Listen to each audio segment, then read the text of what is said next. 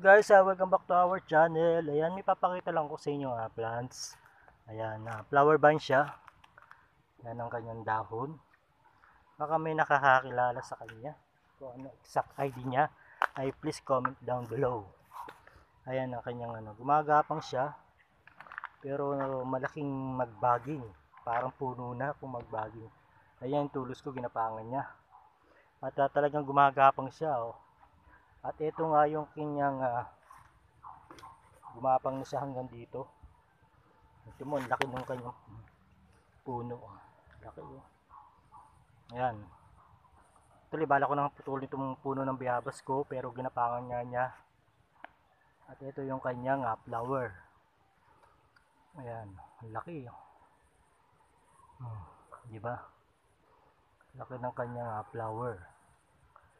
Tuloy, sabi nung nagbigay sa amin nito ay Milflora vine daw. Pero baka may nakakaalam pa kung anong exact ID nito, ay please comment down below. Ayan, gumagapang nga siya. At ang lalaki ng flower. At mabango ang kanyang flower. Meron akong sinasalihan na group na pwede kong ipa-ID yan para malaman natin yung exact ID niya.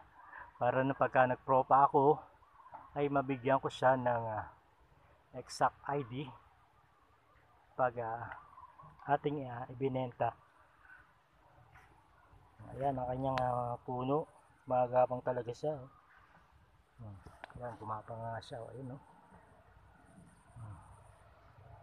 Gumapang na siya hanggang ganyan. So lamang guys ang ating vlog for today. Sabi nga kung alam nyo exact ID nito ay please comment down below. Ayan, gumapang na siya sa puno ng bayabas. Thanks for watching. This is show.